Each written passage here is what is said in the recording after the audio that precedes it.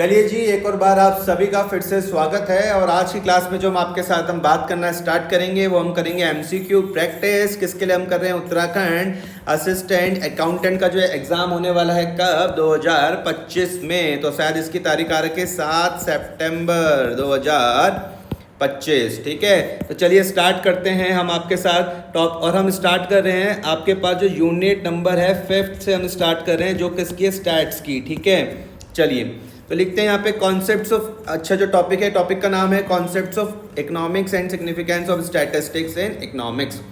Question number 1 क्या बात बोलता है? Who is considered a consumer in economics? Who is considered a consumer पूछा गया है। One who produces goods for the market? नहीं भैया, नहीं, बिल्कुल भी नहीं। दूसरा, one who provide services for others? बिल्कुल भी नहीं। तीसरा, one who consume goods and services for satisfying wants? बिल्कुल सही जवाब। आंसर इसका क्या? सी। ठीक है, और डी में क्या था? डी में था one who saves all his income? नहीं भैया, नहीं। अगला क्वेश्चन आप सभी के सामने क्वेश्चन नंबर 2 है। यहाँ पर बोला हुआ what does the term consumption refers to? What does the term consumption refers to? तो ऑप्शन में है भैया production of goods and services? नहीं भैया, नहीं। Selling goods to customer? Selling goods to customer? नहीं भैया, नहीं, बिल्कुल भी नहीं। Using up the utility value of goods and services for satisfying wants? हाँ जी, ये है कंजम्पशन। ठीक है, उसके बाद है डी में क्या था? Saving goods for future use? नहीं भैया, नहीं। आगे हम पढ़ जाते हैं, यहाँ पे थर्ड वाला देखते हैं आप सभी के सामने क्या लिखा हुआ है। Which of the following is an example of consumption? किसका एग्जाम्पल? कंजम्पशन का। पहला है अ फैक्ट्री प्रोड्यूसिंग कार्ड्स? नहीं, बिल्कुल भी नहीं। दूसरा, अ फार्मर ग्रोइंग क्रॉप्स? नहीं जी, बिल्कुल भी नहीं। फिर है अ family eating dinner at home? ठीक है, इसको देख सकते हैं। डी में है अ शॉपकीपर स्टॉकिंग इन्वेंट्री? नहीं। तो भैया जैसे आप देख रहे हो यहाँ पे कंजम्पशन का एग्जाम्पल, तो आपको समझ में आ गया, आंसर हो जाएगा इसका C, a family eating dinner at home. आगे बढ़ते हैं, तो लिखा हुआ which element is essential in the process of consumption? Profit maximize essential पूछा हुआ। ठीक है, और किसका? कंजम्पशन के लिए पूछा हुआ।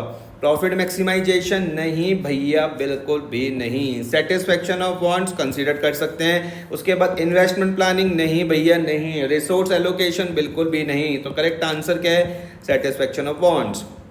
अगला, what is the main difference between a producer and a consumer? इन दोनों के बीच में डिफरेंस पूछा हुआ कि भाई प्रोड्यूसर और कंज्यूमर के बीच में क्या डिफरेंस है। ए है producer uses goods, consumer makes goods? नहीं, बिल्कुल भी नहीं। Producer satisfy personal wants, consumer satisfy market demand? बिल्कुल भी नहीं। सी वाले में है producer create goods and services, consumer uses them to satisfy wants? ये है बिल्कुल सही जवाब। ठीक है, तो यहाँ पे producer creates goods and services and consumer uses them to satisfy wants. और डी क्या था? Producers and consumer are the same? बिल्कुल गलत। अगला है who is producer? Who is producer? तो लिखा हुआ a person who consume goods for satisfaction? A person who consume goods for satisfaction? नहीं जी। बी में है a person who converts raw material into waste? ये तो बिल्कुल भी नहीं। फिर है अ पर्सन हु प्रोड्यूस और sells goods and services for income generation? ये बिल्कुल सही जवाब है। और डी क्या था? A person who only saves money? ये भी नहीं। आगे हम बढ़ते हैं क्वेश्चन नंबर 7 में आप सभी के सामने। What is the primary aim of a producer? To fulfil personal wants? Primary aim of producer? नहीं जी, बिल्कुल भी नहीं। To create good services for income generation? To create good services for income generation? ये ठीक सा लग रहा है। To waste resources? ये भी नहीं। To convert income into saving? नहीं जी, नहीं। तो करेक्ट आंसर इसका बी है। What is production? तो प्रोडक्शन में लिखा हुआ है the process of destroying goods? The process of destroying goods? ये नहीं भैया, ये नहीं होता प्रोडक्शन। बी में क्या है? The process of converting raw material into useful things? ये इसको कंसीडर कर सकते हैं।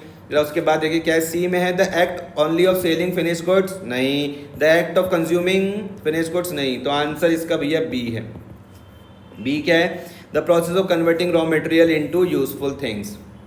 ठीक है, अच्छा देखो सी क्यों नहीं होगा? क्योंकि यहाँ पर एक वर्ड आ रहा है ओनली। ठीक है, आगे बढ़ते हैं। देखो हम यहाँ पे 9th वाले में देखो क्या लिखा हुआ है। Which of the following is an example of production? A farmer growing crops? हाँ, होता है production. A student studying in class? ना। A customer buying clothes? बिल्कुल भी नहीं। A child playing video games? नहीं। तो इसमें भैया बी भी नहीं है, सी भी नहीं है, डी भी नहीं है। करेक्ट आंसर इसका क्या? Farmer growing crops. अब हम पहुंचते हैं आज का भैया लास्ट क्वेश्चन है, क्वेश्चन नंबर 10 है, which activity is not part of a production, not part of a production पूछा हुआ, मेकिंग शूज इन फैक्ट्री, हो सकता है, baking bread in bakery, consuming pizza at a restaurant, ये नहीं है, बिल्कुल भी नहीं है, असेंबलिंग मोबाइल फोन्स, बिल्कुल। तो भैया आंसर का क्या हो जाएगा, सी। ठीक है, आगे क्वेश्चन में आपसे मिलते हैं नेक्स्ट क्लास में, तब तक टाटा बाय बाय।